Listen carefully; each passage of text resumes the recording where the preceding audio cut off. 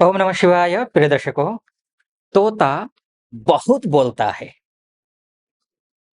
लेकिन ऊंचा नहीं उड़ पाता। तोता बहुत बोलता है लेकिन ऊंचा नहीं उड़ पाता है। लेकिन वहीं बाज खामोश रहता है लेकिन आसमान छूने की क्षमता रखता है। वैसे ही धनु राशि वालों के लिए खामोशी से काम करने का समय आ गया है। कोई ढिंढोरा नहीं पीटना है कि समय आपके अनुकूल है। पूरे 1 साल बाद 16 अगस्त 2024 को सूर्य देव एक आप भाग्येश हैं आपके और भाग्य स्थान में आए हैं। तो और भाग्यम फलति सर्वत्र न च विद्या न च पौरुषम। सूर्य देव जो है आपकी राशि आपके भाग्य में आए हैं। भाग्येश हैं आपके सूर्य। और सूर्य इस ब्रह्मांड के राजा हैं। सूर्य के इशारे पर ही सारे ग्रह अस्त और उदित होते हैं। जो ग्रह सूर्य के नजदीक गया वो अपना दीप्ति खो बैठा, अपनी किरणें खो बैठा, अपना अस्तित्व खो बैठा। सारी शक्ति, सारा पावर सूर्य अपने आप में खींच लेते हैं। वो ग्रह अस्त हो जाता है। वैसे ही सूर्य भाग्येश होकर के आपके भाग्य स्थान में आए हैं। तो भाग्यम फलति सर्वत्र न च विद्या न च पौरुषम। भाग्य अगर अच्छा हो सब कुछ ठीक हो जाता है।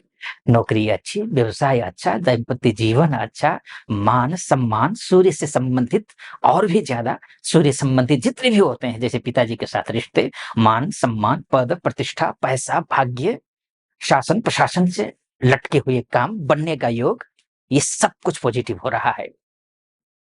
अभी तक क्या था? दूरस्थाः पर्वता रम्याः। दूर से देखने पर पहाड़ हरे भरे दिखते हैं। पता तो तब चलता है जब उसके पास जाओ। कितने कंकड़ हैं, कितनी गिट्टी है, कितनी मिट्टी है, कितने कांटे हैं, कितना उबड़ खाबड़ है, वो पहाड़ में जाने के बाद पता चलता है। वैसे ही अभी तक आपके साथ क्या था? दूर से आप देख रहे थे, बस वो चीज हासिल करनी है, हासिल है कि हो ही नहीं पा रहा था।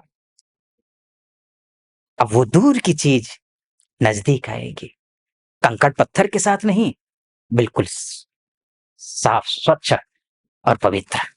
अर्थात काम बन रहा है, आपका भाग्य आपका साथ दे रहा है। ये स्थिति आपकी है। तो 1 साल बाद कब से? 16 अगस्त से। 16 अगस्त से लेकर 16 सितंबर के बीच में ये सूर्य आपके अपने घर में रहेगा। सारे काम बनेंगे, भाग्य साथ देगा। एक बात और, आपका जो शुक्र है, ये भी आप समझ लीजिए, आपके सोर्स ऑफ इनकम के ग्रह शुक्र हैं। शुक्र दशमस्त होने जा रहे हैं। दशमस्त शुक्र फिर भी ध्यान रखिए नीच की हो जाएंगे। कुछ कमियां रख रहे हैं ग्रह, भाग्य जरूर साथ दे रहा है। और मैं फिर से कहूंगा कि भाग्य अगर अच्छा हो तो बुरा से बुरा समय भी, अर्थात हर, क्योंकि 9 ग्रहों की अपनी अपनी भूमिकाएं होती हैं। अब सूर्य है, सूर्य आपका भाग्य देख रहा है, तो शुक्र क्या देख रहा है? शुक्र सोर्स ऑफ इनकम देख रहा है, आपका पैसा देख रहा है। पैसा आने का रास्ता क्लियर करने वाला कोई ग्रह है तो वो कौन है?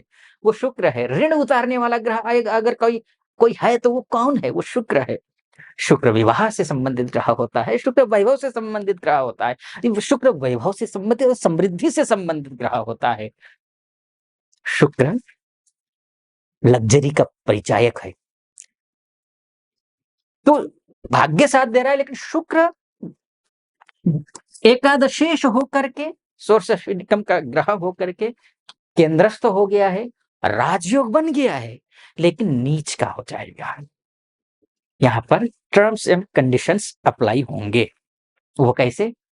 शुक्र से संबंधित कार्य आपको सुलभता से और ईमानदारी से करना होगा। कैसे? जैसे कि शुक्र से संबंध, शुक्र किसका नेतृत्व करता है? महिलाओं का नेतृत्व करता है, खासकर माँ दुर्गा का नेतृत्व करता है। माँ दुर्गा उनके आराध्य हैं। माँ भगवती की उपासना कीजिए, श्रीमती जी का सम्मान कीजिए, माता जी का सम्मान कीजिए, बेटियों का सम्मान कीजिए, अपने कलीग हैं जितने भी, उन कलीग जो महिलाएं हैं उनका सम्मान कीजिए।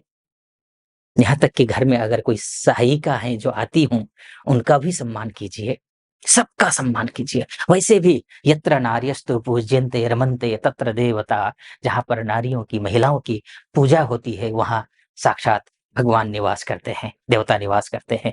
मैं पूजा करिए ऐसा नहीं कह रहा हूँ, लेकिन सम्मान तो कर ही सकते हैं, वो करना है आपको। अगर ऐसा कर लेते हैं, जो राजयोग बन रहा है ना, वो एक्टिव हो जाएगा और भाग्य का जो जोर पकड़ रहा है आपका भाग्य, मतलब परम सर्वोत्कृष्ट जगह पर जाकर के भाग्य बैठा है, उसमें कोई कमी आने नहीं देगा। अन्य ग्रह उस भाग्य को दबाने की कोशिश नहीं करेंगे, तो भाग्य भी साथ देगा और कर्म भी साथ देगा, पैसा भी साथ देगा। तो ये आपको ध्यान रखना होगा। तो ये आपको ध्यान रखिए। बाकी ये घर लेने की सोच रहे हैं, गाड़ी लेने की सोच रहे हैं इत्यादि में ठीक है, समय अच्छा है। शुक्र नीच का हो तो मैंने जैसे उपाय कहा वो उपाय कर लेना है आपको। ठीक? अब आगे मैं बढ़ता हूँ। इससे पहले एक निवेदन आपसे करना चाहूँगा। यहाँ तक पहुँच गए हैं और सटीक लग रहा हो आपको मेरा ये विश्लेषण, तो चैनल को सब्सक्राइब कर दीजिएगा, वीडियो को लाइक और कमेंट बॉक्स में जाकर के महादेव का भक्त हूँ, कृपा आप पर भी बनी रहे ऐसी मेरी कामना कमेंट बॉक्स में हर हर महादेव ज़रूर 5 बार, 11 बार, 21 बार जो भी श्रद्धा है उस अनुरूप लिख दीजिएगा या फिर जो मनोभाव है वो व्यक्त कर दीजिएगा। चलिए फिर से मैं आगे बढ़ता हूँ। एक और ग्रह है जिसको मैं कहूँगा शुक्र टर्म्स ऑफ कंडीशन अप्लाई कर रहा है, बुध कमजोर हो गया है, लेकिन बुध क्या है? आपका कर्मेश है। अगर नौकरी करते हैं आप या बुध हो तो फिर व्यवसायियों के लिए भी मैं बोलूँगा। अपना बुद्धि का प्रयोग अधिक कीजिए, मन से ज़्यादा नहीं सोचना है, मन से और बुद्धि से काम करना है, लेकिन निर्णय जो है ना, वो सिर्फ़ बुद्धि से लेनी है। बुद्धि से निर्णय लीजिए, बुध कमज़ोर हो जाएगा। विदेश में रह रहे हैं, उनके लिए तो शुभ है। एमएनसी में काम करते हैं यहाँ, उनके लिए तो शुभ है। जो विदेश जाना चाहते हैं या चाहती हैं, उनके लिए भी शुभ है। चाहे किसी भी प्रकार की कोई भी समस्या हो, उस समस्या में बहुत ज़्यादा नुकसान तो ये बुध नहीं करेगा, लेकिन स्वदेश में रहते हैं, जहाँ जन्म हुआ है, वहीं रहते हैं और बिज़नेस करते हैं, जॉब करते हैं, तो आपको गणेश जी की उपासना करनी होगी। क्योंकि ये ग्रह अष्टम में हो जाएगा, अष्टम में आने का क्योंकि 22 अगस्त से ये अष्टम में आ जाएगा, यानी कि कर्मेश होकर के अष्टम में आना, सप्तमेश होकर के अष्टम में आना उतना शुभ नहीं होता है। लेकिन ये सितंबर के फर्स्ट वीक तक है, कोई चिंता की बात नहीं है। चिंता की तो बात बिल्कुल भी नहीं है। बस आपको कोई भी काम शुरू करना हो, मन ही मन में श्री गणेशाय नमः इस मंत्र का जप कर लेना है। यहाँ लिखा होगा ना, देखिए ना, श्री गणेशाय नमः। बस इसी मंत्र का आपको जप कर लेना है, मन ही मन में जप कर लीजिए और काम शुरू कर दीजिए, ठीक होगा।